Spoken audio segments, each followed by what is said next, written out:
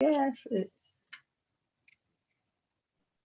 Go with the flow. exactly.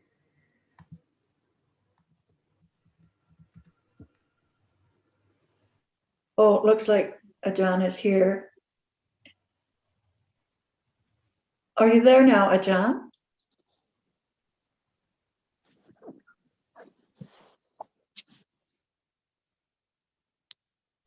Oh, there's a message asking us to please start.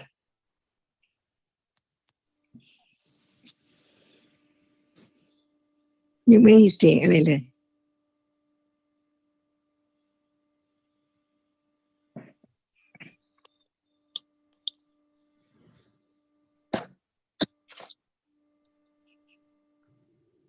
Kun Ann, Kun John, we can go ahead. I think Kun Okay. Ann asked us to proceed first.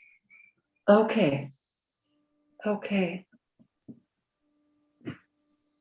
Hi, Roti, are you there? Hi, Roti.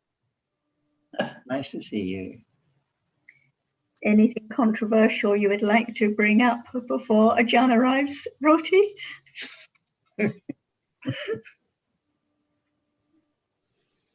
We can't hear you, Roti.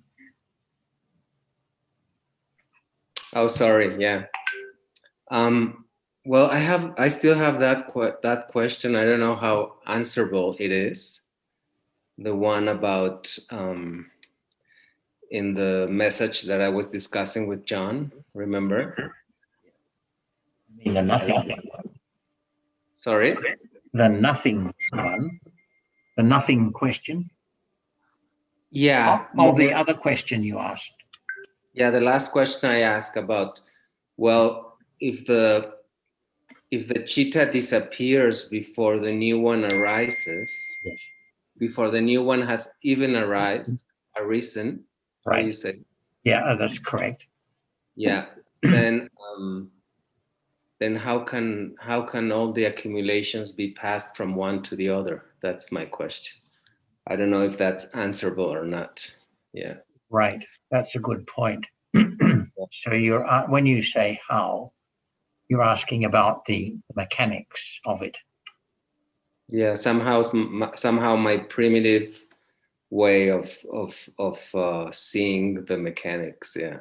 Right. But you don't have any problem with. You're not suggesting that they are not carried forward, are you? No, I'm not happy with the idea that accumulations are carried forward. Does that meet your experience in life? Yeah, that makes sense to me, that accumulations are carried over.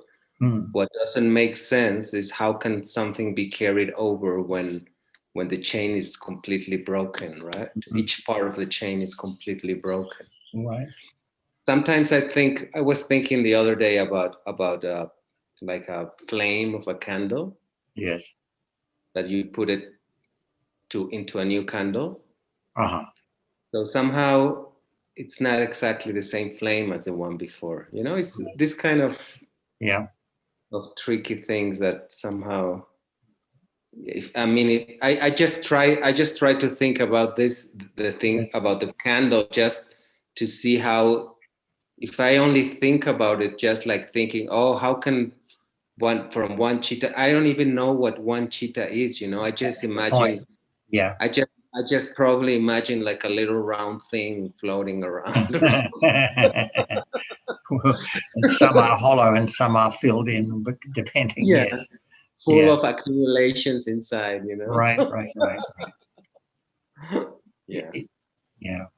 It's not a particularly productive line of inquiry, is it? Because even if you knew the answer, it wouldn't make any difference.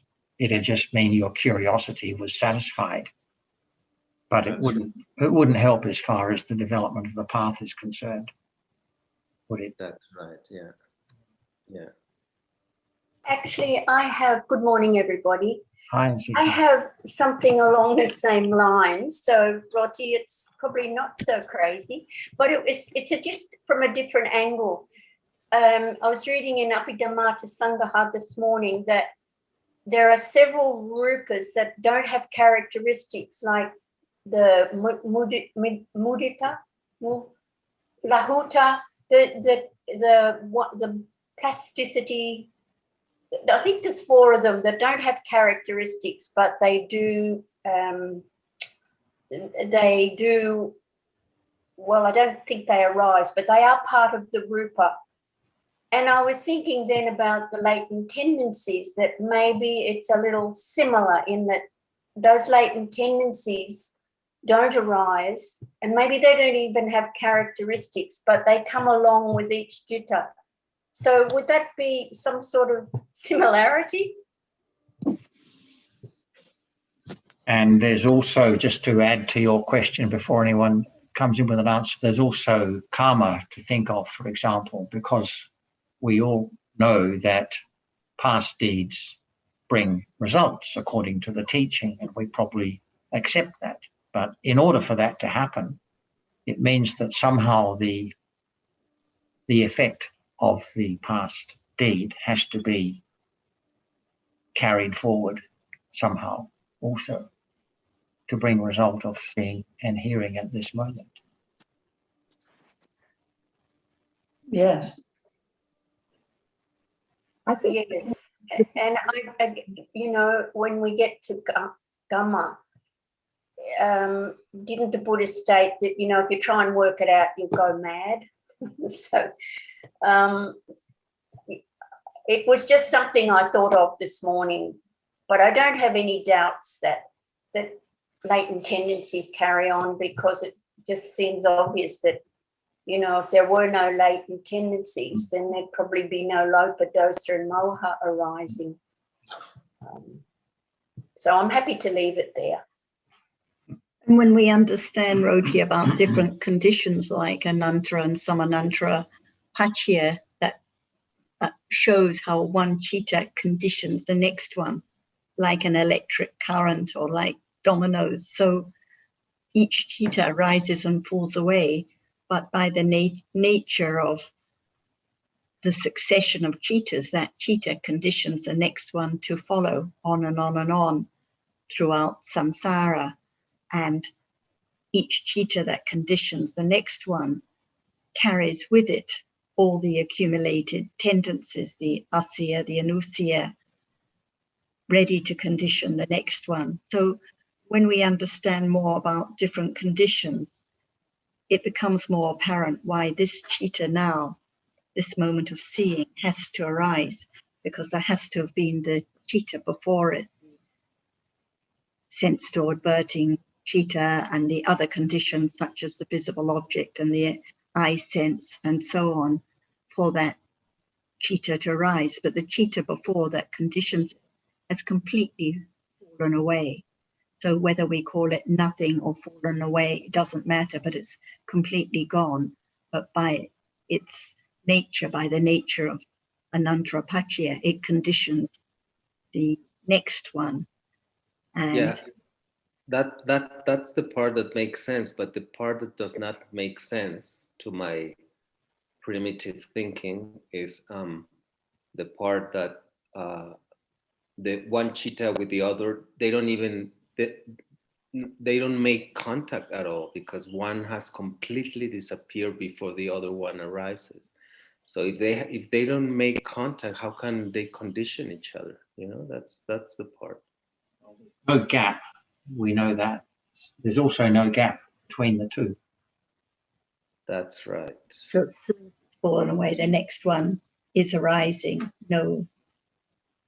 But isn't that like an electric current or like dominoes? Or so it falls away, but its conditioning force conditions the next one to arise instantly. Yeah, the thing is that I don't really know about electric current. Right. I mean, for example, when I see the TV, it's just what my primitive mind will imagine is that somehow all the images that I'm seeing in the TV are passing through the cable. Well, it's really just like a simile to show that the cittas are like a current, but each instant of the current is different and has to have fallen away for the next instant of that current. So I think it's just one just has to understand that what arises by these different conditions, and that is one condition, and there are other conditions which mean that the citta now has to arise only when the citta before has fallen away. So the citta now cannot arise unless the citta before has fallen away by Nati Pachya, so it has to have gone completely. So that's a condition for the citta, because there can only be one at a time. Yeah. If the past one hadn't fallen away, this one couldn't arise. Yeah, it has to fall away completely, and there's also no gap between them. So Yes. that's kind of the riddle, right? That's the point. I think in the Milinda Panha, there is a simile given for how one life passes to the next lifetime. And I suppose whatever that simile is, and I think it's something to do with a candle being lit and passing on, would apply to moment also, but I don't know. I think if there's no explanation given in the text, then we're just speculating. Any suggested answer would be speculation. All right. Like I having think- the Olympic torch. As you say, Roti, I think the primitive, the mind with little wisdom likes to be able to picture it all happening. So even hearing that there's no gap, the mind says, oh yeah, then it can transfer, but we're not making it transfers. Yeah. Perhaps Ajahn would like to add more too. Are you here now, Ajahn?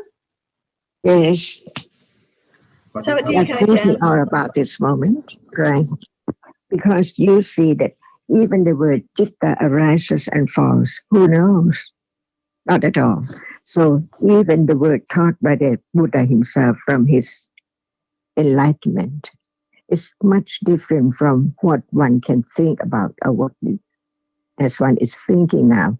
We can think about citta, it's there, it's gone, and so on. But what is there now? See, does anyone understand it as it is, or just think about it as one used to think about? That's why listening to the truth is to study carefully whether it's true or not. For example, who knows that there is a reality in a moment which experiences? See, we just think, I see, I hear, but what is seeing? It's only that which arises, otherwise there is no seeing at all. So at moment of seeing is now appearing. It has arisen already. Who knows? Know nothing about that which is now appearing. But from his enlightenment, Buddha taught about the truth for anyone to think about it, to consider about it, whether it's true or not. For example, this moment, there is that which experiences. Before that, I see, I think all the time. So what is that? It's a reality because it's real and it's conditioned to arise because no one makes it arise at all. So how come? So there must be that which condition is arising, which we use the word conditions. And there are many conditions for whatever is now appearing from moment to moment, unknown all the time. We just think and learn about that which experiences is there because it sees, that's all. But how come? No understanding. How does it fall away? The unknown all the time.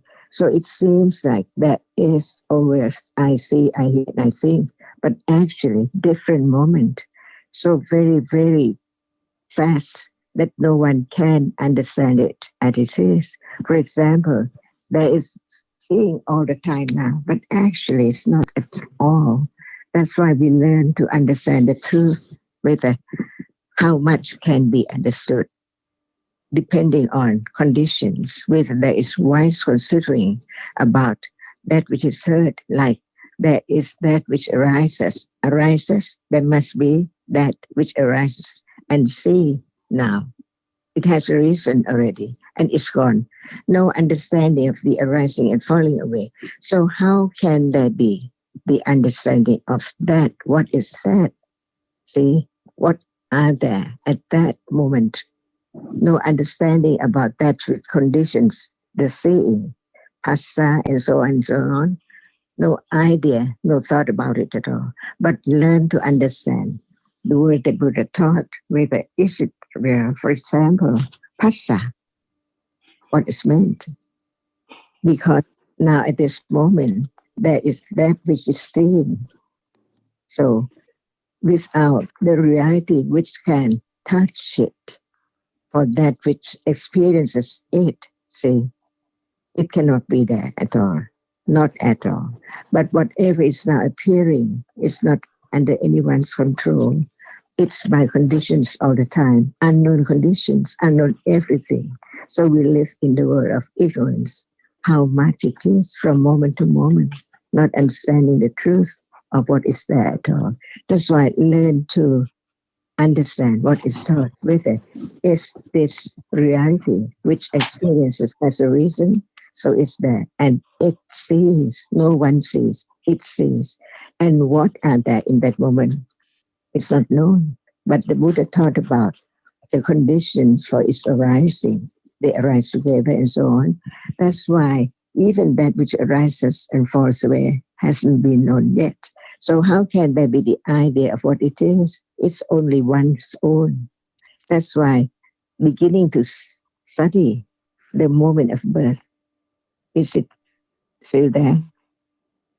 Gone completely, never to be found again in this life or anywhere at all. It's so true because each moment is different, unknown, that it's conditioned to be such. For example, thinking is not seeing. So can seeing think? Or that's it only moment of seeing? No thinking yet at all. That's why just learning to understand the truth about the impermanency of all conditioned reality which arise and fall away unknowingly all the time. That's why Panya has to understand the truth little by little. That which experiences does not show up as it's gone. It sees and then gone. But what about thinking? Seeing cannot think. So there is thinking and seeing, each different one. They cannot be in the same moment at all. It's our own idea about everything, but the truth is so very, very subtle.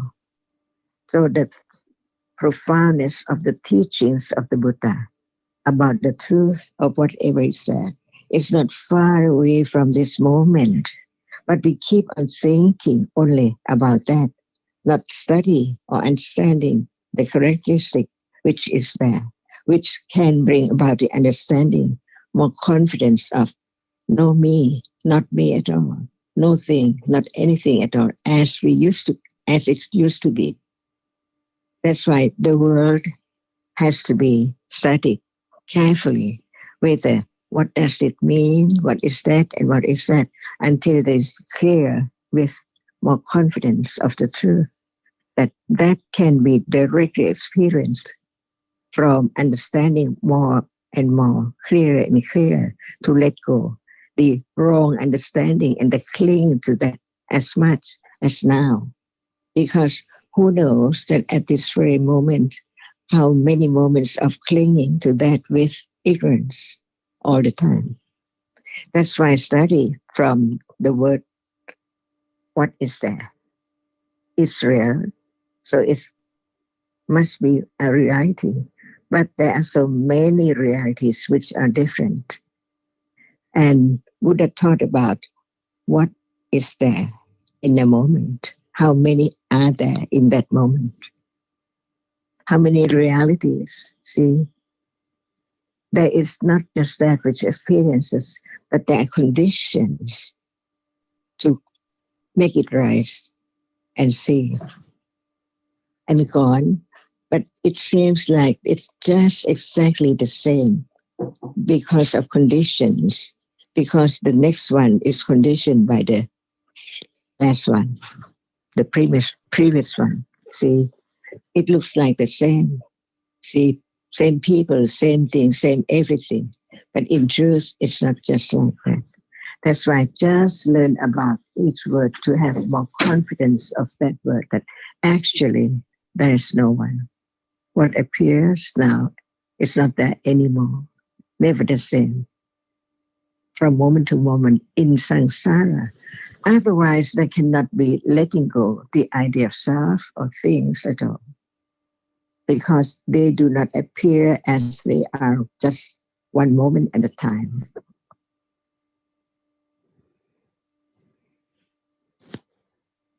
And if they're still thinking by one's own idea, can it be right?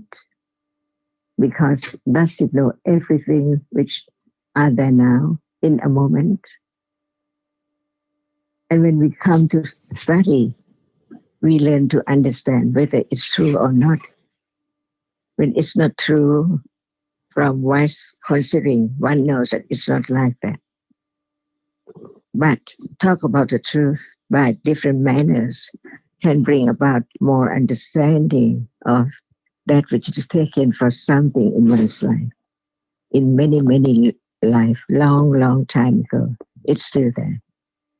How come that which is not known by ignorance cannot understand anything. So ignorance from moment to moment, how come?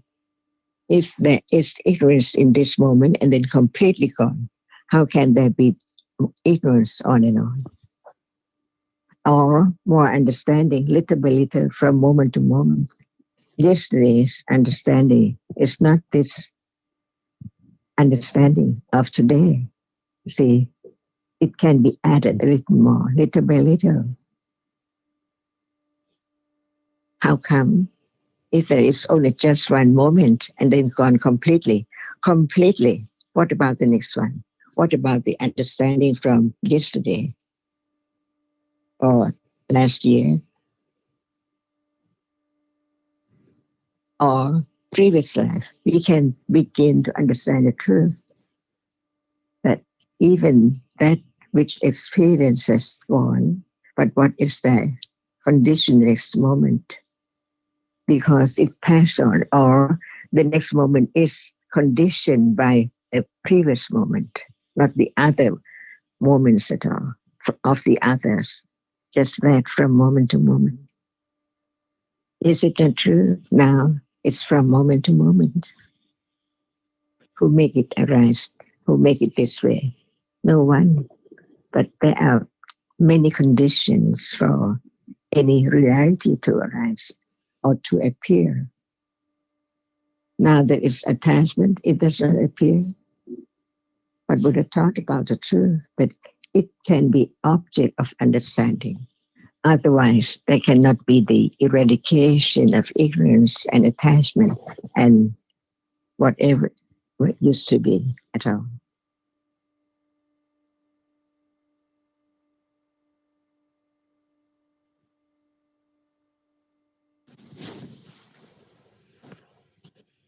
What about now? See, it's there. Looks like the same from a moment ago, but actually it's not the same at all.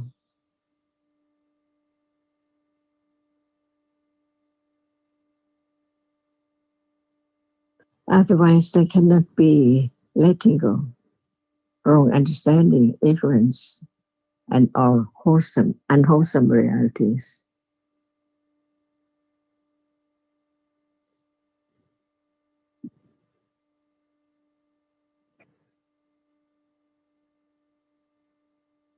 Is that you?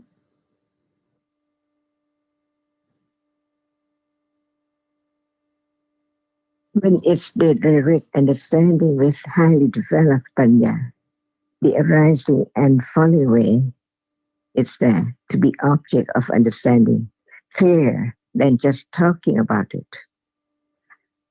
That's why panya right understanding can develop on and on and on and on and on to that degree. When time comes, who knows? Another's all the time, from moment to moment. Otherwise, there cannot be the word enlightenment. Penetrates the truth of what is now appearing as it is, not self, no thing, not at all, gone completely, each moment. And the point of studying the teaching is to understand the truth of what is there now. To the end, the arising and falling away, no one there. Otherwise, the idea self cannot be completely, absolutely eradicated.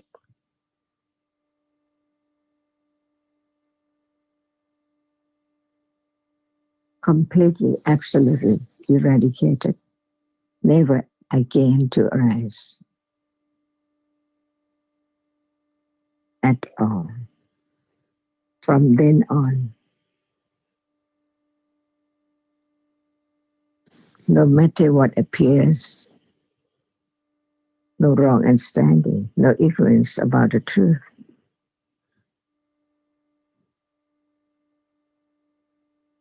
Otherwise, all unwholesomeness, kilesa, cannot be completely eradicated.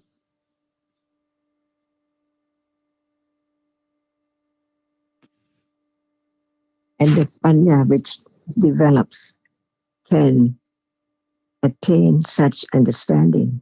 In the Buddha's time, 2005, around 2005 years, 100 years ago, many people had attained enlightenment as Sotapanna, Skatakami, Anakami, Arhata.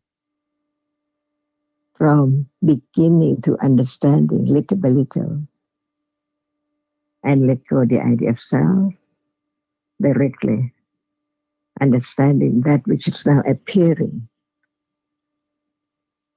Otherwise, it's only thinking about that. It is only pariyati.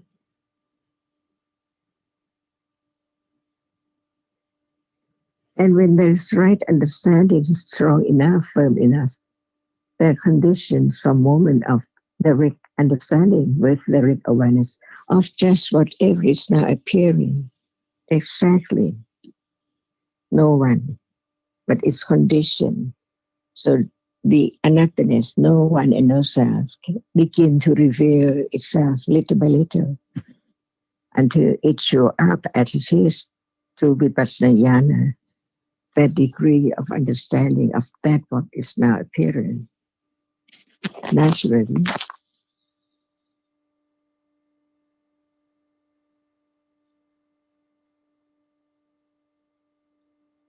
Otherwise, what's the point of listening to the teachings of the Buddha?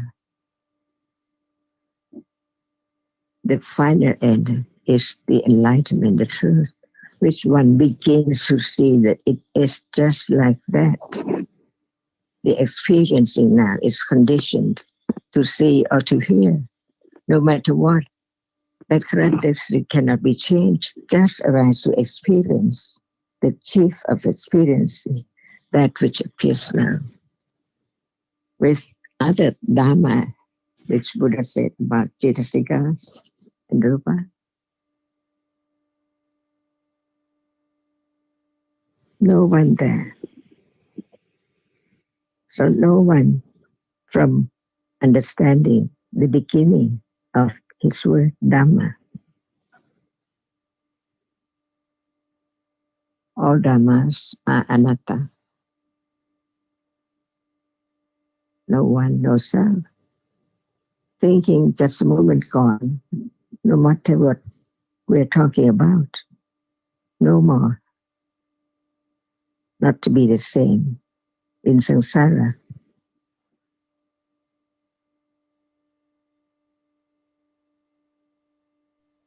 Janka, I have a question from Survey of Paramattha-Dhamma, and it's regarding the fourth vipassana jnana. And I'll read out this, the immediate arising of a new Dhamma after the falling away of the former Dhamma covers up the danger of the arising and falling away. I've actually underlined it from way back. So when there is knowing, when Panya is developed enough and there is knowing of arising and falling, how is that experienced?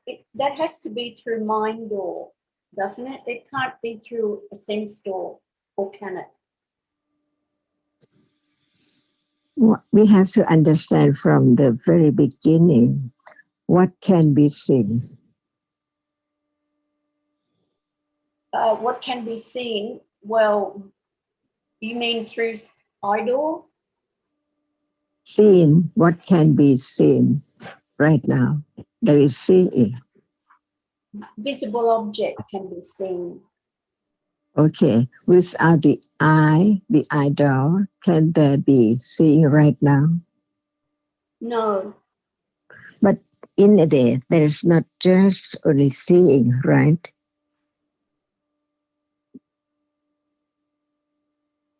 In a day, there is not just seeing, only seeing, right? Yes, that's right. There's many objects experienced. And those reality which are the object of that in a day does not appear as visible object, right?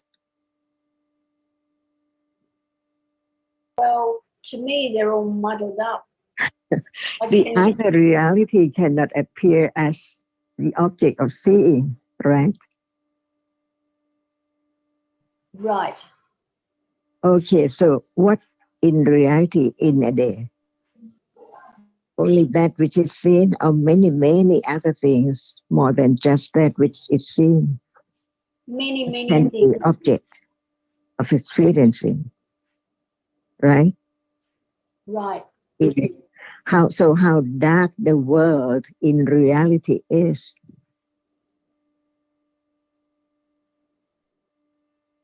That's always hard for me to comprehend because it always seems light, even though it's pouring rain outside and it is dark. But I understand what you're saying, but yeah. So how can there be the imagine about the truth, the wisdom that can understand whatever is there in darkness? See, because now we're talking, closing one's eyes, there is still some light, but it doesn't matter at all because it's not as just one opens one's eyes, but we can talk about when we close our eyes, but still there can be understanding. So the understanding of that is not the seeing, right? Right. So what about the understanding in darkness? Can it be? Or must be. That's is it, right? In a day, close one's eyes and talking and understanding what we're talking about and doing something, raising one's hand and so on. In darkness, is it there? Is it possible? Yes, because sometimes I wake in the dark night and I can still feel and hear. So yes. So in darkness, can there be anything which is not visible object? Yes. And can there be right understanding of that in darkness? Yes. Okay, so in truth, what is more in a day? Light or dark? Well, I guess it's dark because there's other sense doors. There's only one visible object or one eye door, and there's other sense doors plus the mind door. So I guess there must be more darkness than light. Right or wrong? Oh, I have to say right because that's what I learned. Okay. Yes, right is right and wrong is wrong. So the world does not appear as it is, right? Right. Because of the seeing, the visible object, the moment of seeing is there. More when it appears, because it is seen, but the other reality appears but not is seen, right? Right. So when it appears as it is, it's dark, not light at all, right? When Right. it appears as it is, as you just said about its truth, it has to be in darkness, right? Right. So it's the beginning to understand what is there as it is so short. So that which is so short in darkness, and the other realities appear in darkness different from that which is seen, right? Right. And that is no doubt about no thing, no flower, no bed, no anything, because that which is seen at that very moment shows up as only that which is short, and it cannot be taken for anything, right? Correct. And the other as well, exactly the same. That is the meaning of just appear one at a time only. Otherwise, how can there be the understanding of even right now? Seeing is not thinking, it's not hearing, it's not sound. The truth is that, but it does not show up as it is, just one at a time. And how can it show up as different one? There must be the gap in between, right? Must be, yes. Otherwise, they are close together. But Panya is there, penetrate the truth. No doubt about that. Because no I who doubt. Because it appears to the moment of understanding it as it is, just one characteristic at a time. So how can anyone imagine the world of right understanding of the truth as it is, which can let go the idea of self or thing, because all realities appear in darkness as it is, one by one.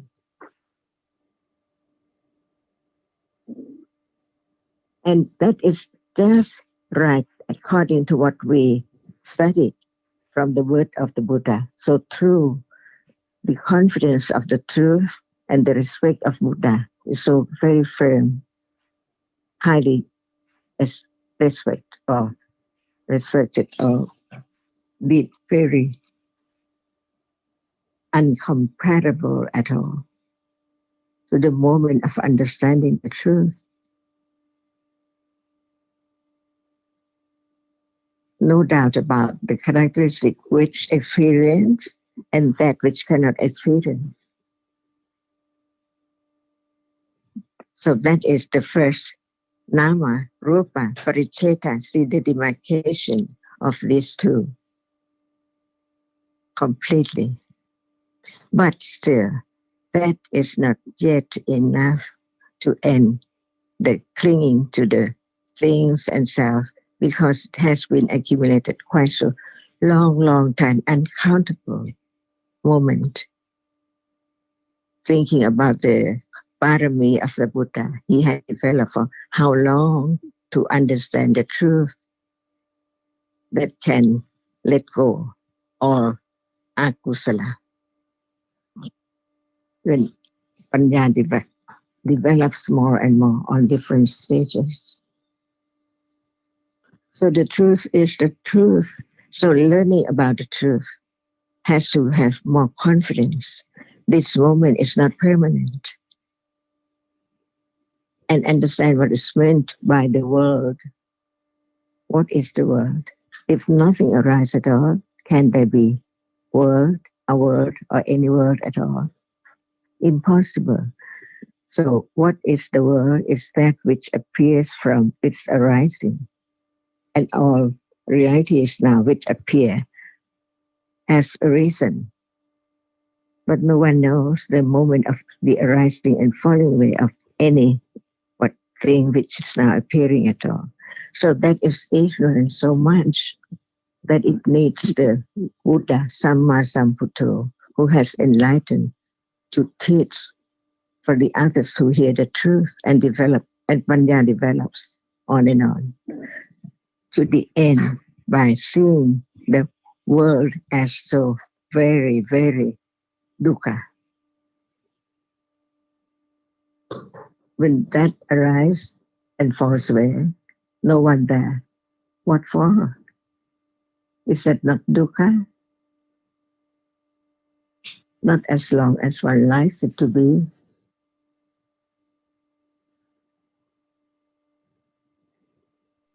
That is dukkha, yes.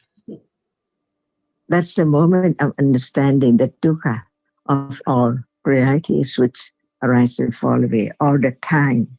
So it's a breaking word all the time.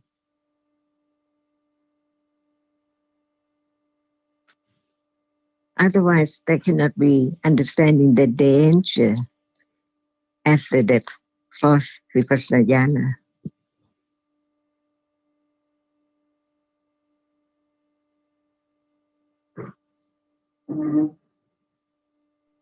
So those vipassana jnanas, that's much more highly developed panya than I realized in the past. That is the first one, the knowing the difference between nama and rupa. Even that seems like far away.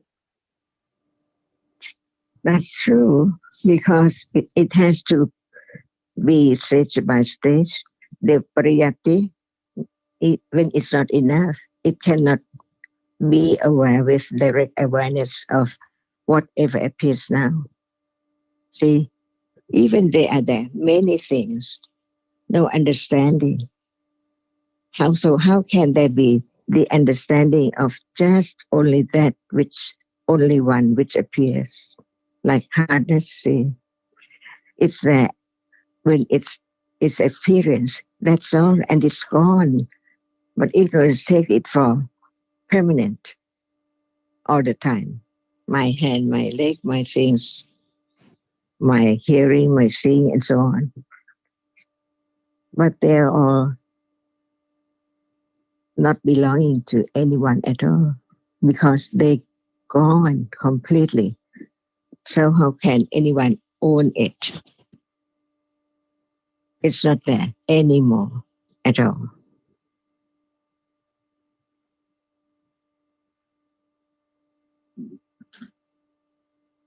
Just learn to understand that even understanding is not you.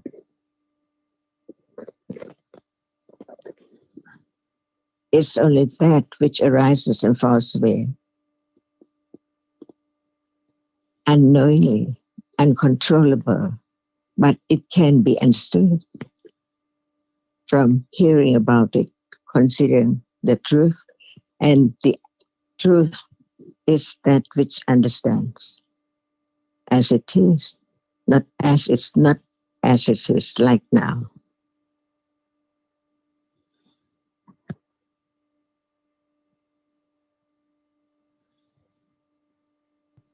Thank you, Ajahn. Very good. I appreciate your words. See, and this is just letting go, little by little. No one can do that. Only right understanding is there, which letting go. So the more understanding, it let go more and more until there can be the moment of directly understanding that which is now appearing by conditions, not by anyone try so hard to be like that. That is the way that, because it's so subtle, like the other three Ariya Satya, the first, the second, the third, and this moment is the fourth. So subtle as well. So the subtlety of all realities are not far away, here and now. And Panya begins to understand it little by little, more and more, letting go.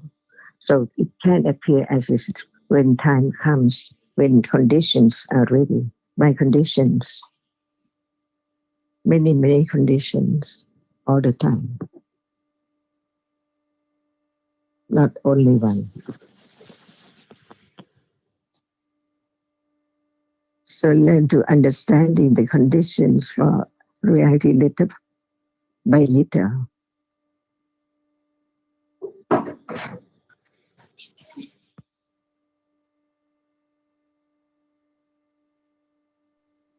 Thank you, Atan.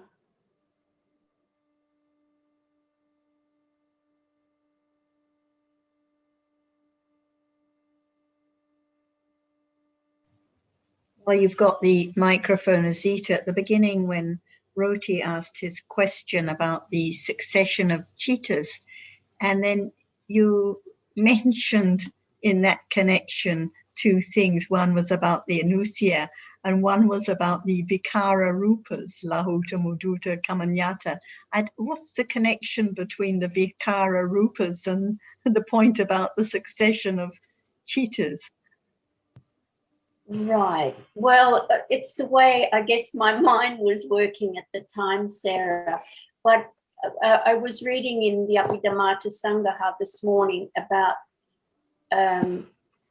Rupers, and some Rupers have characteristics that can be known, but others, like the Vikara Rupers, they're only kind of like they're part of another Rupa, but they're classified. And so that made me start to think about latent tendencies that aren't so much arising or known, but they are there with each citta passed on. So that was my connection. Does that make sense to you?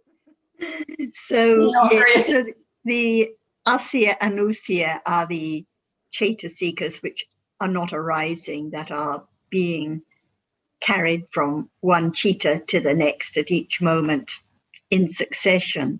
But when you mentioning about the Vikara Rupers, these are the Rupas that are arising, but they are the Asabhava Rupas. They don't have characteristics that are apparent, and they are aspects of other realities. So they're the Rupas and they arise. They're not like Anusia being carried by Chitta to Chitta. So they are three of the Rupas that arise in daily life, like when there is movement, no matter there is the intention to move or not, but the Vikara Rupas are there at those moments, arising and falling away. Right. Well, it was more like likening the tendencies to the Vikara Rupas in that they don't arise. I know what you're saying, that and they're carried on, but they're more, I don't know, maybe it was just the way my imagination was going, but because the Asayas and Anusayas don't arise, but they're there. Right. But the Rupas do arise. That's why they're Rupas. They arise and they fall away. Oh, that's the point you're making. Okay. Yes. Okay. Yeah, one. Well, I don't need to take it any further anyway. Thank you. Yeah, one arises and the other does not arise, but what they have in common is that both of them, the Vikara Rupas and the Anusayas, both of them are unknown, happen unknownly, right? Of the Vikara Rupas, of course, they're known by the Buddha and those for whom there is the understanding to understand those Asabhava Dhammas, but they don't have characteristics that are readily apparent. But they arise and fall away, unlike the Asya and Usya. They are not conditioned to arise because they are being carried with the chitta, but not yet arising. Like so you mean that the Vikara Rupas can be known by the enlightened beings, but by the developed panya, by the highly developed panya. But the Anusayas cannot be known even by developed panya because they are not arising. The Anusyas can be known by the Buddha's omniscient wisdom, but not otherwise. How can you know something which does not arise? Because the Buddha's wisdom, the power of the Buddha's wisdom is such that it could know whatever he put his mind to. Like the future cheetahs of what we call roti, or the asya, anusya, they're completely hidden, whatever because of the great strength of the wisdom. Oh, I see. So then both of them, Golchara Rupers and Anusayas, can be known by enlightened beings. But anything could be known by the Buddha's wisdom, anything at all. So but what I think it's the reason I asked Azita, it's like it seems like completely different topics, and so I wondered what the connection was. Sarah, Well, Sarah, my hello, may I time. say something here? Hello, may I say something here? The connection I see is that both of them are not known for the common person. The Golchara Rupas cannot be known, and the Anusayas Right now, Yeah. the characteristics of the Golchara Rupas are not directly known, and the Asya and Nusya impossible to be known because they haven't arisen. I believe that. I just want to say there that I understood, however obscure it may have sounded, what Azita was saying. That seemed kind of reasonably clear to me.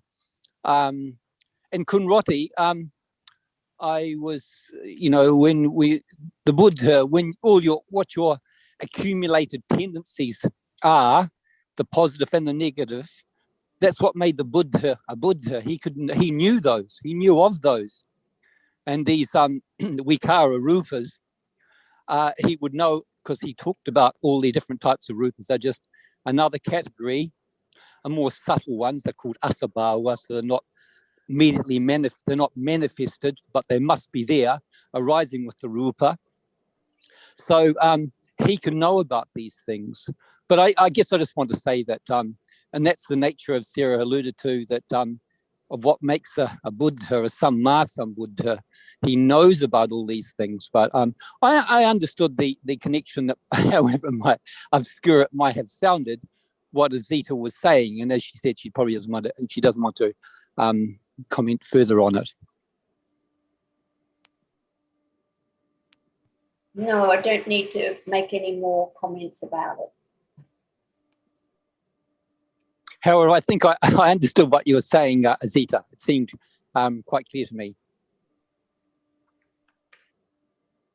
Thank you. With regard to the Asaya Nusaya, what I've understood from reading and primarily from these discussions are that the Asaya Nusaya, they never arise, but they can condition the arising of those Jetasikas. Yeah. And as far as I was just going to say, in that there has to be a condition for that akusala. In the case of the, say, akusala I just mentioned, and the root of that akusala is the anusyas. They must be there to enable the akusala to arise. So they're the essential condition for the arising of the whatever akusala it may be. Like ditta anusya for the wrong view, or patiga anusya for the aversion, or whatever. So they must be there. They are the essential condition for the akusala to rise, and they will be there until, like in the case of Sotapanna, you would get rid of ditta anusya, or if you are nanagami, you would have gotten rid of the patiga anusya. So there are all these. It's just a type of akusala which we say and hasn't arisen, but it must be there. That Right. latent, or it's dormant. It's dormant in the chitta, ready when there are the appropriate conditions for that akusala to arise. Right. And as we know, there are many. Ajahn always talks to the the master, which is lobha, or we could call it kamaraga anusya. It's always there, willing and ready to pounce at any particular moment, ready to arise. So there has to be conditions for kusala to arise or for kusala to arise. And these anusias, we'll talk about those for the time being, this the one I'm more familiar with. They're just the essential conditions. They're the essential dhammas, I'll put it that way, for their kusala to arise. But they don't arise in themselves at a particular moment. Right. Thank you for elaborating on that. Yeah, that's what I've understood. There's a part that I'm still thinking about, which is that part about knowing the latent tendencies, the anusayas. Is as Sarah just said that the Buddha can know them, but I'm still thinking about how can you know something which does not arise? I mean, what's the object of that knowing in that moment? I'm sure Tanajan could speak to that, but it's the nature of a Buddha to know. He knew when he was speaking to somebody all their accumulated tendencies, what, even though they weren't apparent or even to the person at that particular time, that is what makes him, a Samma Sambuddha. He is all-knowing of things that can be known about a person and all their qualities, skillful and unskillful, whether not, like, for example, you could well likely to be what's called Tehe Tuka Patisandi. You may have three, and it's you may have three rooted rebirth consciousness. Now that's not apparent to anybody else. And to develop jhana, you must be Tehe Tuka. You must be possessed of those three roots. Now a Buddha, he would know that. He would definitely know that. He would be able to look at your past life, because as you know that that previous the patis, for example, the bhavanga chitta, which will have as its object from a past life, but the Buddha would know that. He knows about all things that can be known, and that's what makes him, among many other things, a Samma Sambuddha. He knows about things that would not seem to be known or possible to be known to anybody except him. So he has simply amazing qualities, which I think, and as Ajahn would always remind us, that he helps us to understand the present reality. That's a way we can develop the wisdom to get somewhere, perhaps a tiny little bit closer to what he is talking about. But there must be these realities. And I know that it might seem a bit strange. How do you know something can't be seen or we don't know about even? But it seems to me that's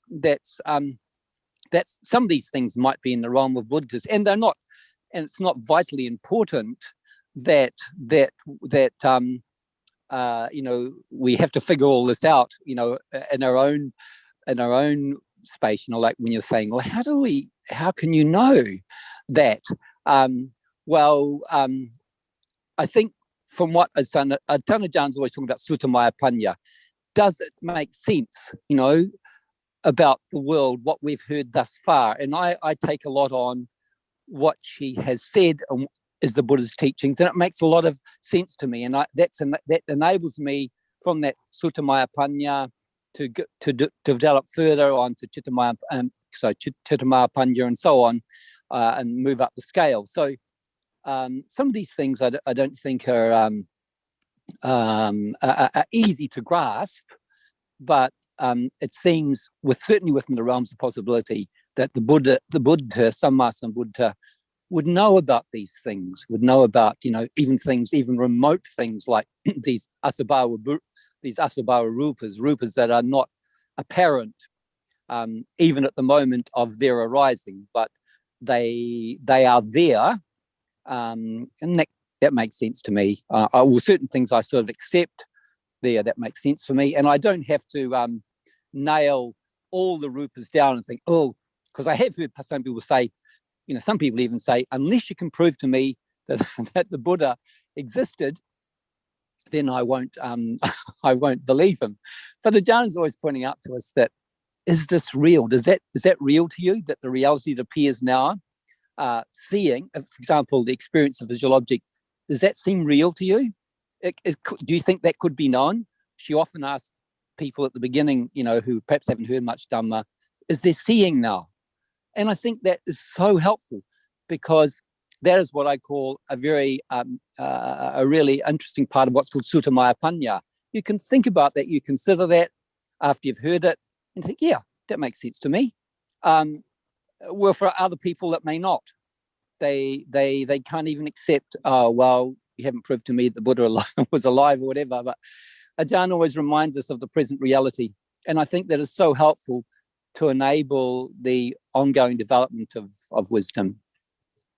Roti, we're talking about Panya, which is the Cetasika that can arise only after hearing the Dhamma, and that can be developed further from there.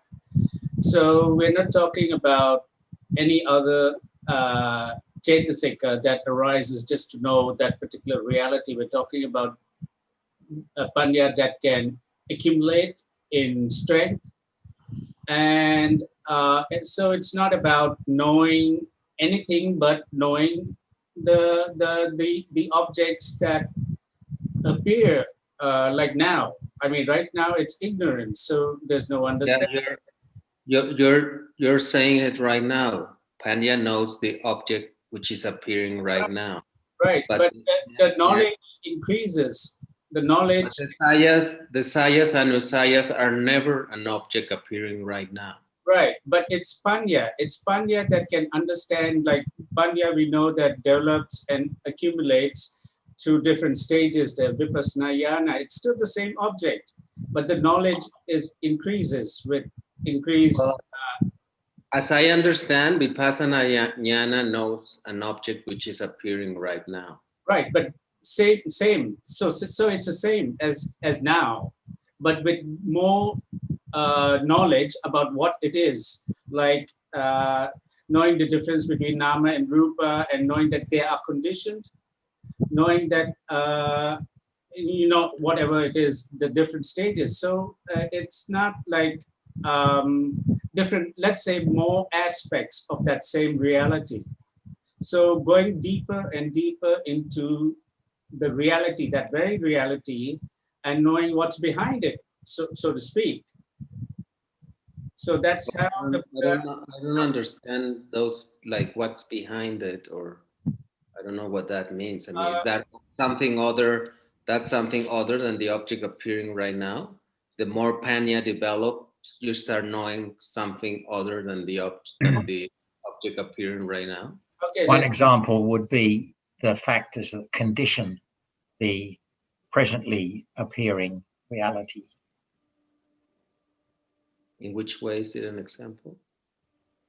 Conditions can be known as Panya develops.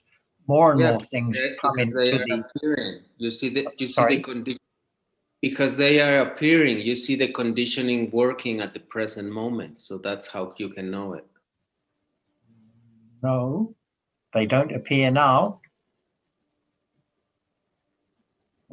Only the reality itself may appear now, like seeing consciousness or visible object, but the conditions that are causing that reality to appear do not appear. But as Panya develops, it knows more and more aspects of the present moment reality.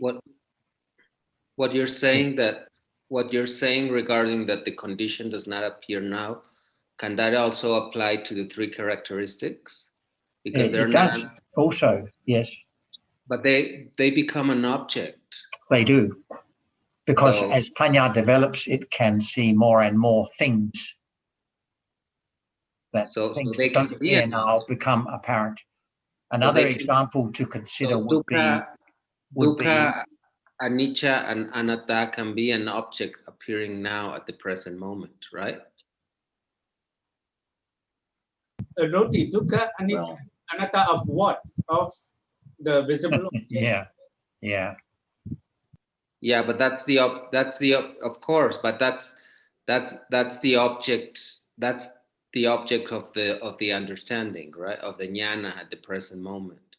The object would still be visible object.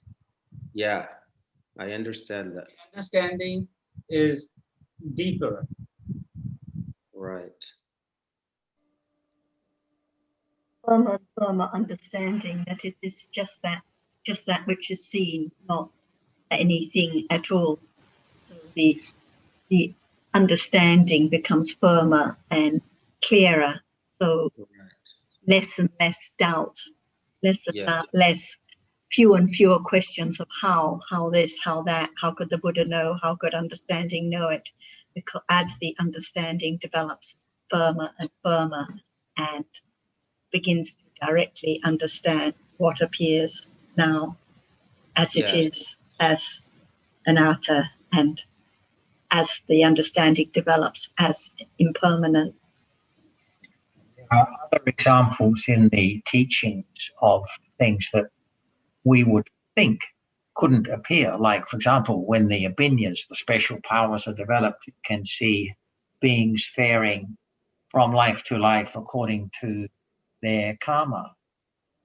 So one would ask the same question, how could that be?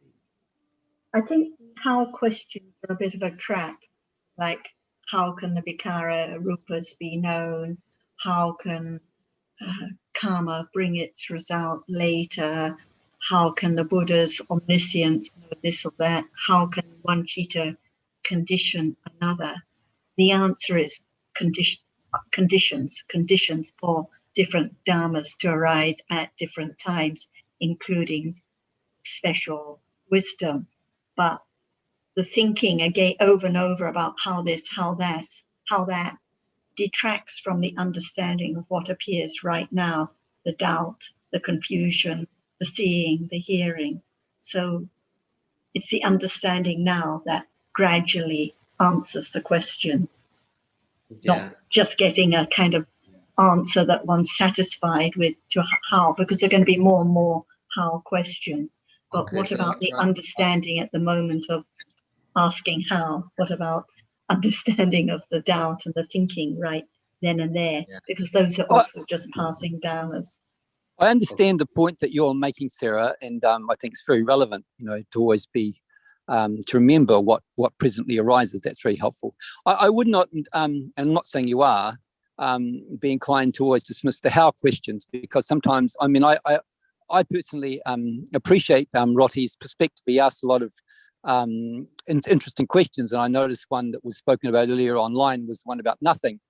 And I appreciated where he was coming from, because as we know, there's never nothing, but it's a matter of the context. It's a matter of what's trying to be said possibly in other ways, and it can be expressed in other ways.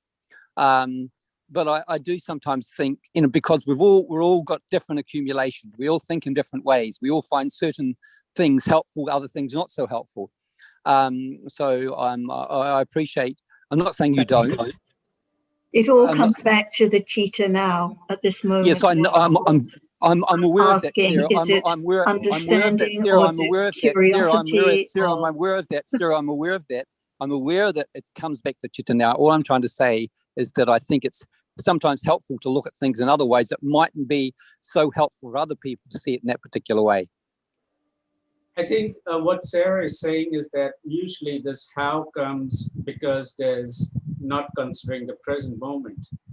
Because if we're talking in terms of what appearing now, then the question of how doesn't come.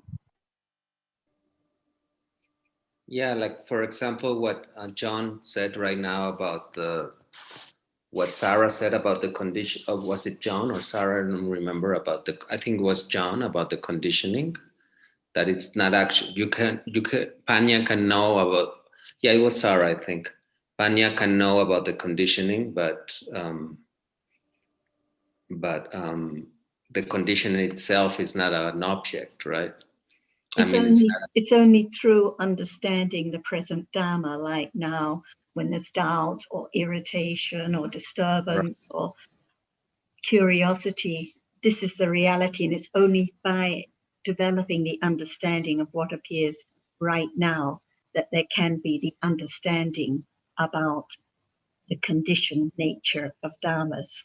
Right. So But this is that, why Ajahn was saying that the understanding has to develop until it's the very clear understanding of namas and rupas before there can be the understanding at the second stage of vipassana jnana of the conditioned nature of realities. Without understanding seeing, there cannot be any understanding of how seeing is conditioned right at this moment. So it all comes back to the understanding right now. And I think this is why Ajahn, no matter what our questions are, Ajahn has the ability to bring us right back to now. And like you're saying, if it's not now, the panya will never develop into those higher stages. So yeah, but what does now mean? I mean, if you don't ask all these questions and you don't have all this theoretical background, then now it just becomes a very, like abstract notion, That's why we have to talk about it. But if you make all this, if you're just like chatting people up by saying, come back to the now, then the conversation just ends up in that very moment. No, it's to you, Roti, who knows that now is seeing, now is hearing, now is thinking. So now means these realities one at a time.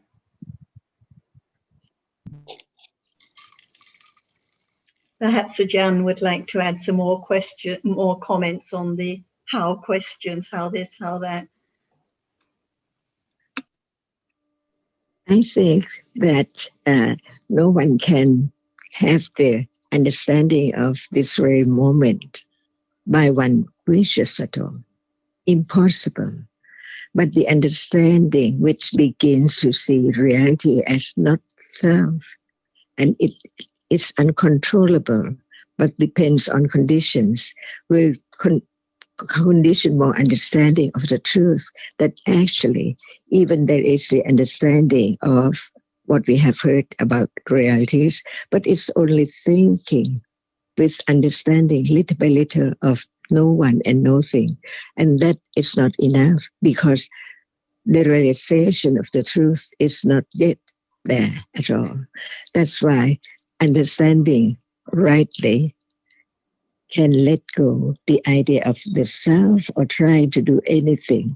So talking about the Vikara Rupa, see, Lopa just want to know more about it. Otherwise, what are the Rupas in a day which can be the object? See, Buddha thought about everything in life, natural life, that it has to be just as conditioned to be. For example, only 7 rupas can be experienced in a day, in each life. Is that not true? But he talked more about other rupa, that condition. For example, when one is sitting, the Vikara Rupa are there, who knows? But the difference between the Rupa, the actual Rupa, and that which one just made it up like a doll, even it looks the same, but no Vikara Rupa. See, who knows? Because the hardness is not experienced at that moment. Only seeing is there and see and think that it's the same. But seeing is seeing. Seeing cannot experience the Vikara Rupa at all. See, that's why learn to understand the details of each reality is the way to let go the idea of self and begin to understand that which is now appearing by conditions. And by then, the understanding of the difference between the pariyati and the patipati has no doubt what is meant by direct understanding with direct awareness of reality. No one there, but it's there by conditions from understanding. Otherwise, what's the use of just touching and try to know it? No understanding of It cannot be taken for self because of such and such as one has heard before. See, just touching and trying to understand is not the moment when panya is there, which understand the direct object because of sati. And then sati at that moment is satipatthana because it arises with understanding from what one has heard before about that as just it is, only that, only when it appears. But when it does not appear, it's gone. And even it appears, it arises and falls away unknowingly until panya develops more. Otherwise, how can there be the understanding of the arising and falling of that when panya and sati is not there? So much more to learn to understand reality as not self. And that's why we don't think about Golchara Rupa, because the 7 rupa can be experienced in a day. The visible object and so on, see 7, everyone knows. But at moment of moving, see, there is movement of the hand. Is there no Golchara Rupa? But try now. Can that be known? Even hardness or softness at moment of moving one's hand, because that is not the object. See, the object in a day is only the 7 rupas, one at a time.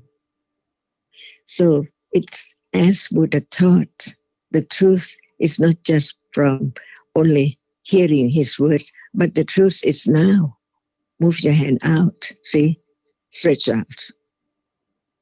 Any rupa is the object or none. So can the Golchara Rupa appear when the hardness does not appear? Impossible. That's why I learn about what is there which is now appearing instead of trying to have it as object. Because panya develops when there is something which is not known as it is yet, to understand it as it is, little by little. And that very moment of understanding it begins to understand that it cannot be taken for anything at all. Because the characteristic of that appears, but it appears to what? Ignorance as usual, or a little bit of understanding, or more understanding, to let go the idea of wishing to understand it more or clearer. See, it's just daily life. Just to talk about what is now appearing to be the object of understanding, better and better as it is, as not self. The point is understand the truth of no one at all. Otherwise, all akusalas must be there more and more and more. But from understanding clear, it let go what is wrong, what is not wholesome, by understanding the danger of unwholesomeness, which comes from ignorance. That's why without understanding, there cannot be letting go of anything at all. And it is so very subtle. The right path is so very subtle because it has to depend on understanding only to realize the first noble truth, the second noble truth, and the third noble truth. So, to be truthful, what is there now? Begin to think about it and begin to develop the characteristic of that which is now experiencing. No one it experienced that which is seen or heard. That's why Citta has one own characteristic, the chief of experiencing. It arises and falls away all the time by conditions, because Citta itself is the Anantara Pacaya and Samanantara Pacaya for the next moment, as soon as it's completely gone.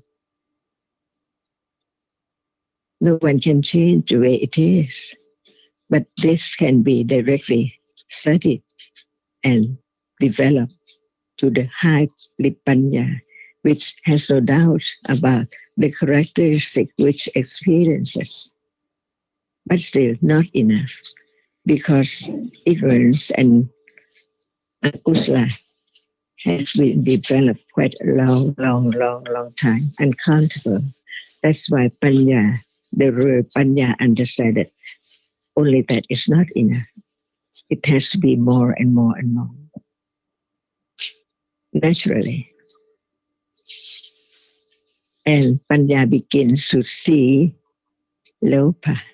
Otherwise, if it's not Panya, nothing can eradicate Lopa at all. Stage by stage, with wrong understanding, and then higher and higher.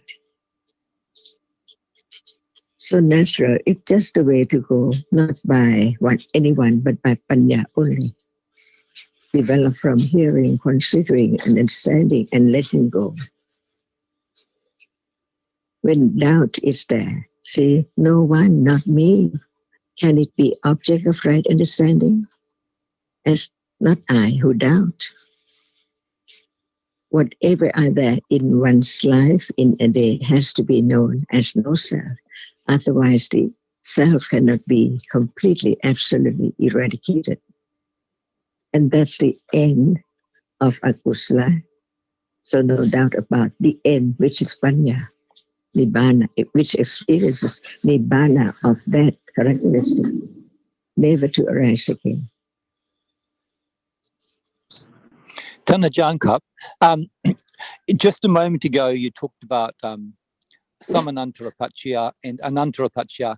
Now I still, that's those difference between Anantara and Samanantara, they're not clear to me. Would you help me to understand the difference a little bit more clearly? If there is only Anantara, what citta can arise after seeing, right? Because it can only condition the next moment to arise. But it is not that way. The next moment which arises has to be only that by Samanantara, not the other. It's like after that, what that moment is Anantara and Samanantara for Patisanti citta, not for other citta.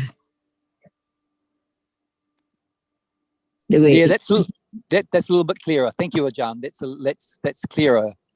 It refers to how the citta that follows has to be that particular one after seeing consciousness. It has to be another vipaka citta, sampatichana. It can't be another. By anantara, another citta follows. But why that particular one? Because of samanantara. No, yeah, thank you, Sarah. No, that's clearer now. That's much clearer now. Thank you.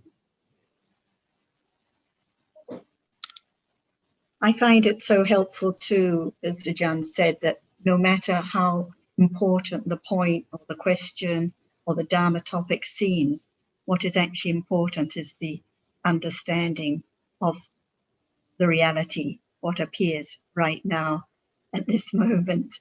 So it may seem like a very important point about the Buddha's omniscient wisdom or something like this, but what is the citta now? And it's conditioned and it's anatta. So whatever we study, no matter we're reading the newspaper or the Dharma book, the understanding has to come back to what appears at this very moment. Yeah, and I totally agree with that, Sarah. I totally agree with that. I'm just, as I said, saying before, we're all very, very different. Like, you asked the question earlier on about Cetasika. Why is it that way or not any other way? I wasn't there at the time. I listened to the talk afterwards, and I could speak a little to that, but I'll leave that for the time being. We're all different accumulations, and I know, yes, the present moment, that is the most important thing. I think it's quite how to say this. We've all got different makeups, and we all find certain avenues of questioning helpful for us to move forward. Yes, and it's always good to have the reminder about what is important, but sometimes what seems to be important for us at that particular time is to get a certain clarity, which will probably never entirely be, but a certain clarity on a certain point of view, which seems important to us at the time. And I think it's important that each one of us is kind of sensitive to that. I'm not saying anybody's not, so that we are able to help each other develop a better understanding little by little. And at the same time, as you've alluded to, and as Ajahn always alludes to point out the most important thing is to understand or get a better understanding of the reality that appears. We're just all different. And personally, I've appreciated Kunroti's points of view because that's enabled me sometimes to think a little bit differently, think a little bit outside of the square, so to speak, and it's enabled me to get a better understanding too of what the point he was trying to make, or Roti, or anybody else for that matter.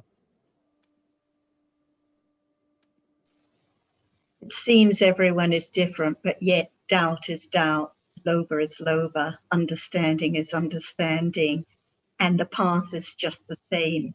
And so each for their own, it has to come back to right now at this moment. So even now when considering or discussing, it's all about this moment, and they are just different dhammas, which are anatta. And so when we ask our different questions, then often the most helpful answer for me is the reminder that it is the thinking, it is the doubt, it is just Dhamma now, which is anatta. It doesn't mean that they're not helpful questions or it's not good that he raises them, but it's helpful to remember that when we say how this, how that, what appears right now. And Sarah, the truth is the truth. It doesn't matter the other person appreciates or not. It's No, what is true, what is useful to point out about Dhamma right now as anatta is true regardless of who and what and why. I found what Ajahn said a moment ago about what are the rupas in a day that can be known, and she mentioned there's just 7 rupas. So that was quite startling. Well, I suppose I'd heard this before, but that's quite amazing to hear that. So if there is any thinking about or asking how can the vikara or how can this other rupa be known, this isn't what you were saying, but it's helpful to remember what can be known right now. Hardness can be known. Yes, that's what I was meaning, yeah.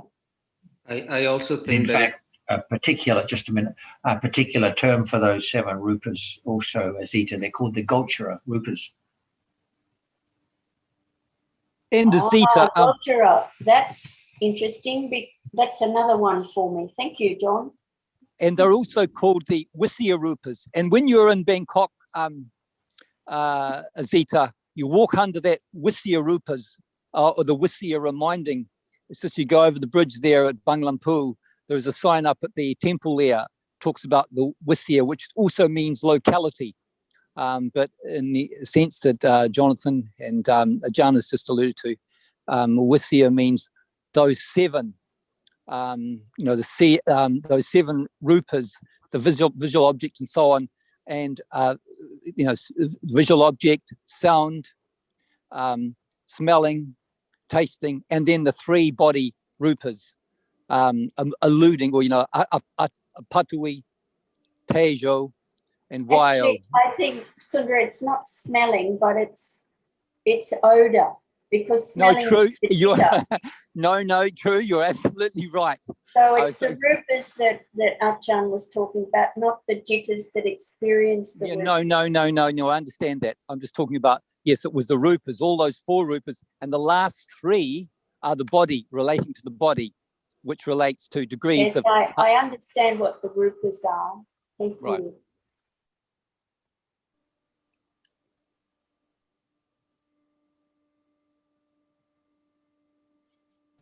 Go ahead, Roti. Oh, yeah. Yeah, I was saying that I find it as equally important to know about what can be known, as well as to know about what cannot be known. Because I think it's very important to know that there's basically most of what is happening, you're not knowing it.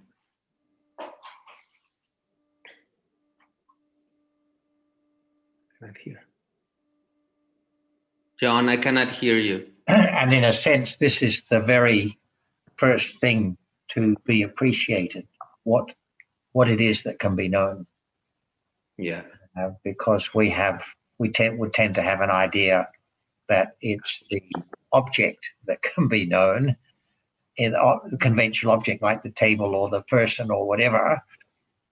But in fact, knowing what are the realities that may be appearing at the present moment and can therefore be the object of awareness and understanding is the very first thing that needs to be known and kept in mind. So that's yeah, and also like all the realities which are actually happening but cannot be known, right? It doesn't hurt to know about the ones that are happening and cannot be known. Well, I don't know so much about knowing exactly what it is, what cannot be known, but knowing that there's a lot of which is happening, which cannot be known. Cannot be known. I think that's, I find that very important. Important for the understanding of no self, right? That's right, because otherwise we would fill in the blanks, as it were, with the idea of self. Right. Yeah. So of hardness appearing, touching hardness. It is just hardness. It's not hardness of the body or hardness of the table. It's just hardness that's appearing. And there's no thought or idea about Golchara Rupers, for example. So this would just be thinking about them at another moment. But at the moment of understanding right now, it's just hardness. So, yeah, but I think that in order to strengthen your intellectual understanding, which is in the intellectual understanding which will be or is support for the direct experience, I think it's not a waste of time knowing about the Golchara Rupers. No, and the reason we learn about them is to know that there are these other Rupers, even though they don't appear now. So otherwise, there will always be questions like, how come when I move my arm, or what are the movements when I'm in sleep, and how? So it's helpful to learn that there are these other Rupers, but to know that what actually appears, what can be directly known now, is just hardness. Yeah, there are Rupas which do not appear, but that they do arise. Right. And then there are these Rupas, these do appear. Dhammas or Rupas which don't even arise, right? So that was my initial question. But somehow I had the feeling that question was senseless or nonsense. The question you had at the beginning was about the cheetahs following each other, or you had another one? The next one about the objects which do not arise but can be known. That was my question. I talk specifically the sayas, the anusayas. Yeah, I think the point is one of the we learn that one of the ways of going mad is trying to work out or understand the omniscient wisdom of the Buddha. So for me, it's enough to know that the Buddha's wisdom was so extraordinary and omniscient that whatever he wished to know, or whatever could be known. But if one spends one's life trying to work out how that omniscient wisdom could directly understand the asya anusya of other beings, then it won't help to understand the reality appearing right now, which is the thinking with lobha and curiosity at those moments.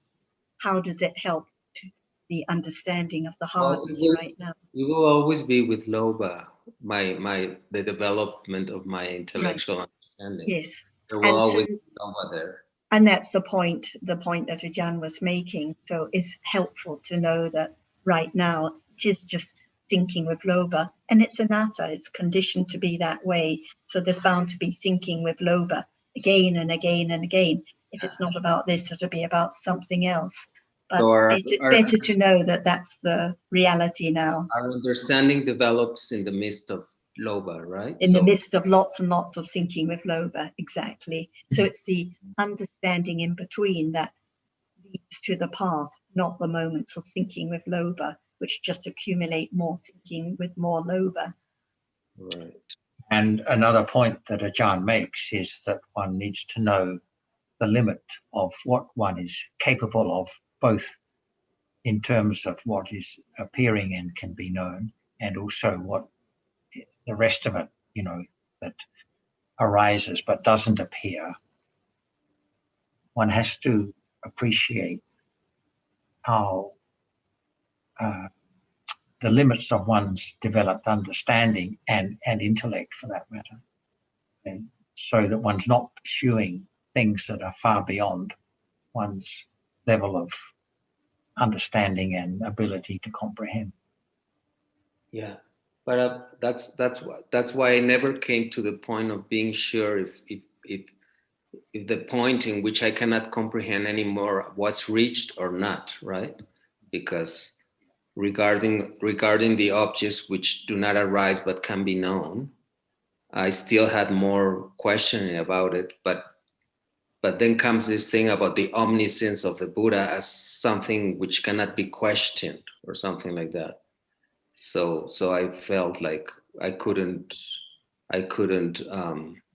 inquire anymore because I think that there are no rights or wrongs or cans or can'ts, but what about the Loba right now when one is trying to understand the omniscience of the... what about it? Yeah. What about it? I mean, if there is Loba, if there is no Loba, what about it? If there's no Loba, why does one... I know there's Loba now, okay, but would that stop my inquiry? I don't know. No, not at all, because that Loba's been accumulated. Roti, I think your questioning has brought up a really good discussion. So I'm thankful for your questions. It's been a really good discussion. Right. Yeah. Well, thank you for thanking. But anyway, when you kind of look at all the detail, like in the Apr.2021, who but one with omniscient wisdom could have devised and taught all this detail? That's how I think of it. Yeah, but I still, I mean, the thing about knowing about people's past lives and future lives, that doesn't particularly make. It's something that I find it like irrational or anything like that, right? But this thing about knowing objects which does not arise, that still I would like to inquire more about it. Maybe the Buddha was not knowing the objects themselves, but was implying, right? It was implied by other things. Let's let Ajahn add more.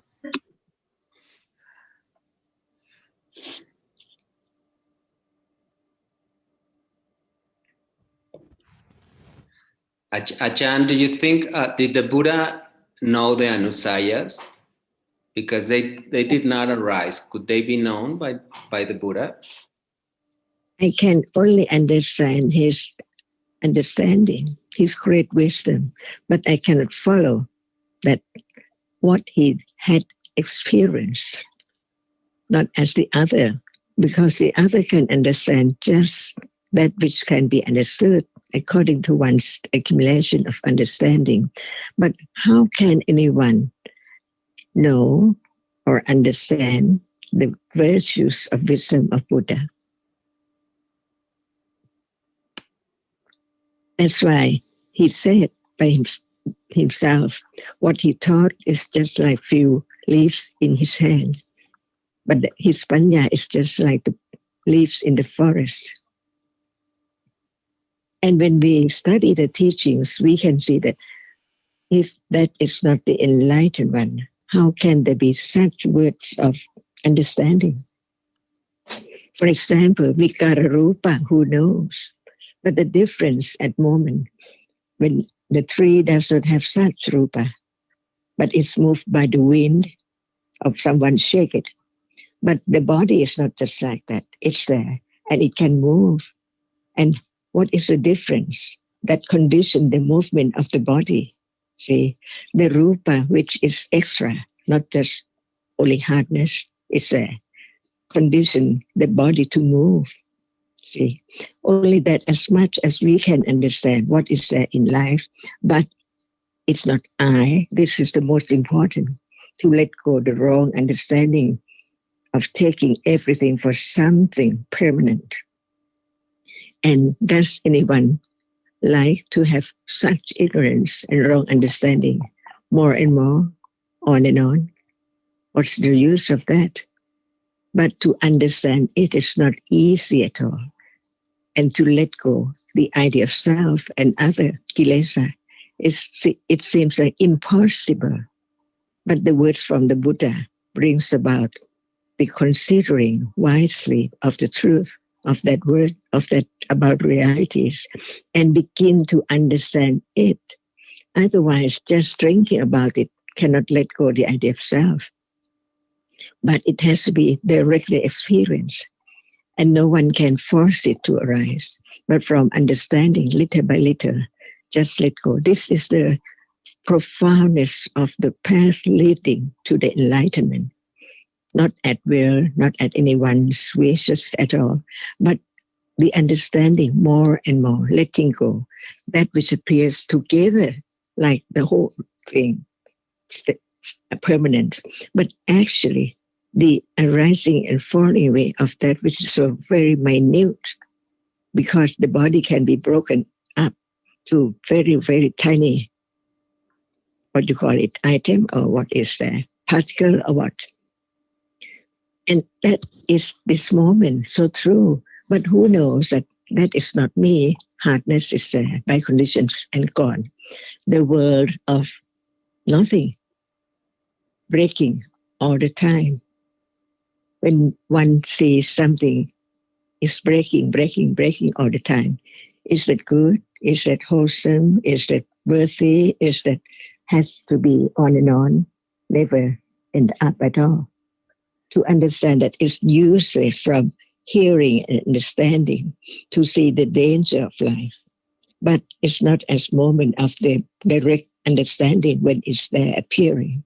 That's why the point is that not just understand intellectually, but it can bring about more understanding to direct understanding of that which is now like that. Otherwise, there cannot be the savaka. If those people didn't have the understanding of the truth of the world, of the whatever is now appearing.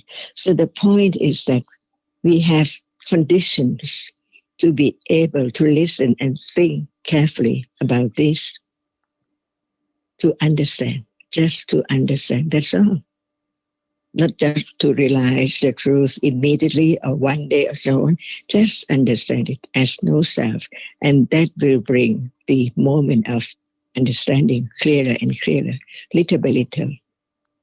And that's enough. That is the way to let go the wrong understanding. When one sees the value of it, that what in life, from birth to death, we have had many, many things, but we think that we own it. But after death, where was I as this person, this personality? No more. Nothing can keep on to next life. Like this body cannot be there at all. in next life. See, everything gone completely, even memory of this life. So it's just like a dream world of many, many things. But when one wakes up, Panya begins to realize nothing at all is worthy enough to cling to.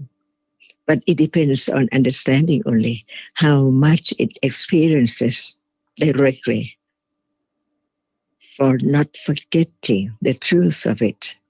Because even we are talking about the reality now, it arises and falls away. When it's not directly experienced, we used to think of other things, forget about the truth, that nothing is left. Even right now, nothing is left. Everything is gone. Only it appears and disappears instantly, unknown all the time. Keep on like this, see? So the word of truth is so very, very valuable, very, very worth. That's why only those who see the benefit of understanding develops understanding by hearing and considering, by conditions, how much or how little in a day, depending on conditions. But the truth is the truth. And this is satya, never change the truth. Be truthful to the truth. That's all.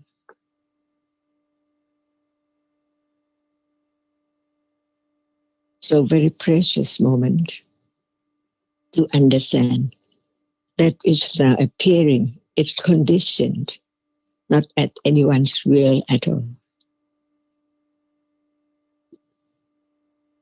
And it has to be like this from life to life, seeing, hearing, smelling, tasting, touching, enjoy, and then different feelings, and it's all gone.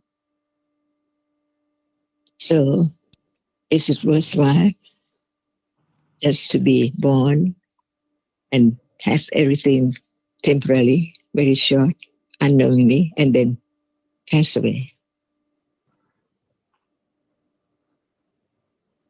I really like what you said, Tanajan, then was to be truthful to the truth. I really appreciated that. And that is satya parami. See, there will not be wrong way when there's right understanding of the right path. With patience, with virya, with adhidana, with letting go, nekama. In daily life, the truth of it is that no one can control the accumulation. That's why life keeps on going by conditions which has been accumulated. But when there is panya, it understands the truth and it will lead to more letting go. So life changes little by little, not to do as usual with lopa, but understanding lopa as not self. Whatever is there, right understanding can understand when there are enough conditions from learning, considering, it develops whatever is there in life with right understanding, better and better.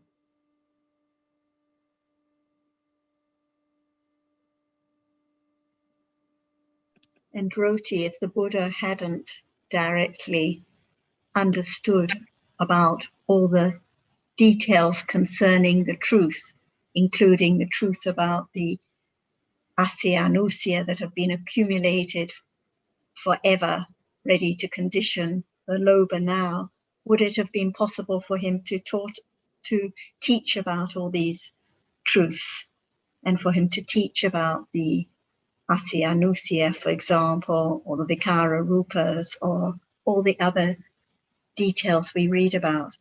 It took great wisdom to penetrate the truth, otherwise impossible to teach it.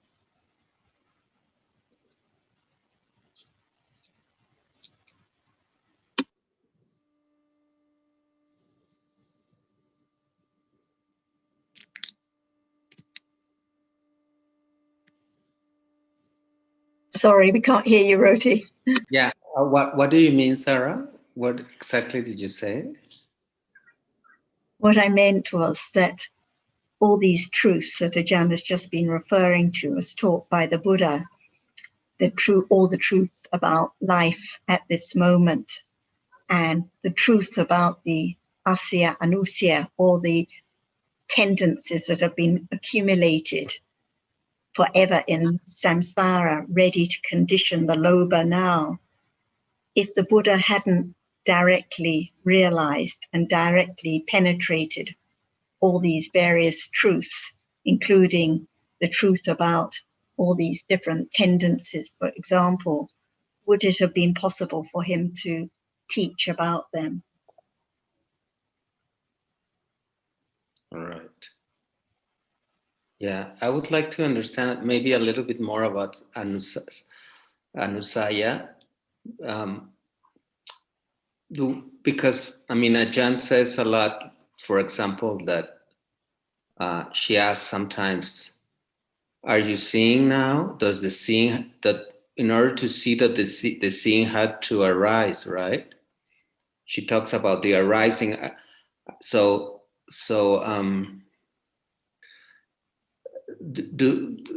What does it mean exactly when you say that the Anusayas do not arise? Does it mean, are you saying that they don't arise or that they don't appear? They don't arise and they don't appear. They are the tendencies, the cetasikas, which are carried from one citta to the citta. Sometimes in translation they use the word dormant, but it's not a good word because it suggests they are sleeping or something. But they are the tendencies carried by each citta to the next one and ready to condition the arising of the various tendencies. Why can there suddenly be a moment of understanding now? Because the tendency of understanding is there. Even at a moment of seeing, that tendency is being carried by that citta to the next citta. And when it's time and there are opportunities and the right conditions, understanding will arise, just like lobha arises suddenly, unexpected, right now in the middle of a Dhamma discussion, or annoyance or irritation. Those tendencies are there, carried by one citta to the next, ready to condition that tendency to arise. If there were no asya anusya, if there were no tendencies, there couldn't be any arising of the different kusala and akusala mental factors now. And Roti, can you hear me okay there? Yeah. Roti, can you? I can hear you. Yeah. Just briefly before I go on, when you said, Sarah, there is that's not a good translation. The word anusya literally means to sleep. So again, the word's not so important, whether you use dormant or whatever word you use, is to know that that's what those which are latent or not arising at this present point in time, but we know there are conditions for. So it doesn't really matter about the word. I would disagree with you there on that fact that dormant's not a good word. It's an okay word as I read it. But anyway, it literally means to sleep. Literally, the Pali word anusya means that those which are sleeping. Anyway, I just mentioned it, Sundara, because Ajahn, when we were in Thailand, when other people were using it, we had a discussion and she suggested it shouldn't be used. That was why I mentioned it. Well, okay, the Pali word means to sleep or something like that. That's the verb that it comes from. But anyway, be that as it may, Roti, you must know people, many of your friends, they've got different tendencies, different ways of being in life. And you would know that. I have no problem with the meaning of what accumulations mean. It's just the thing that they don't arise. That's what makes with all your friends that you know, they will not always manifest those qualities which you know about. They just that's their latent tendencies. Their latent tendencies to to raga or to hatred or whatever. But when you might be talking to them on the street, they might not. they never arise. Well, Never. they do under the So I right. would like, maybe there's something about the term arising, because on the other hand, we're talking about that every condition phenomena is arises and falls, right? Yeah, So sure. The anusayas are conditioned phenomena. I can understand it like in an abstract way, like nibbana, right? Nibbana does not arise, does not fall. Well, I know, but your question. Let me finish. What you were saying before was that you don't understand something that doesn't arise, or something along those tracks. Well, you must have many friends, and that when you speak to them on one day, they're a very, very different person to what you may speak to them on another day.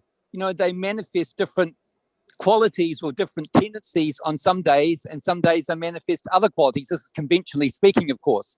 So I think we can see from that area that way that we're all different and we have different qualities. Sometimes some of those qualities manifest, or sometimes they just lay dormant, or anusyas, or whatever word that you like to use. They're not there at that particular time.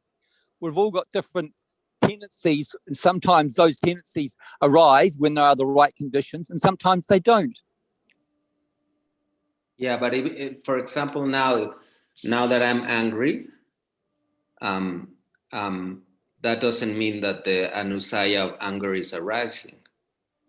No, but it means the conditioning other defilements of anger to arise, right?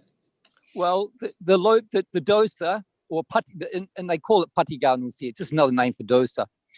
When that okay, you're right in a sense, of course.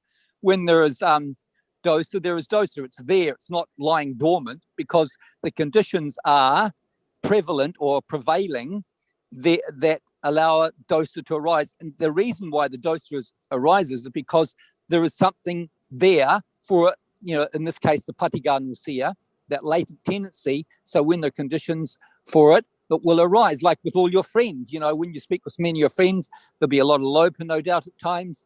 But it doesn't mean to say they won't possibly get angry, because that patiganusya has not been eradicated. It's still there, but unless there are the right soil for that dosa to arise, patiganusya will just remain quiet, so to speak, or dormant, or asleep, whatever word you like to use. They will not be there.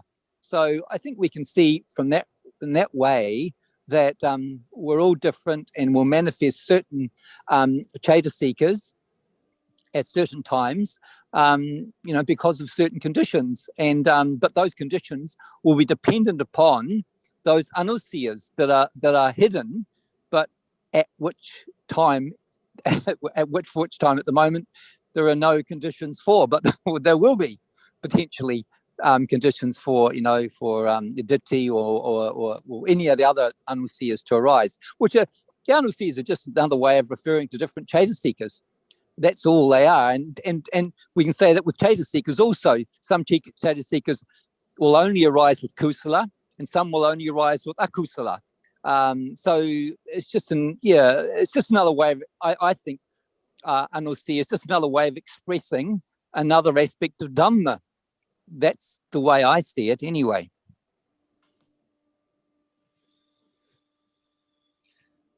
Okay. Anyways, thank you very much, everybody, for... I think time's up. Thank you. Yeah, So, thanks, Roti, Dikajan. Thank you, question. Roti. Good to see you participating, Roti. Roti, can heat condition fire? Yes. Brilliant, Ajahn. Brilliant. Sawadee ka. Sawadee ka. Sawadee ka. Sawadee ka. Khop kun ka.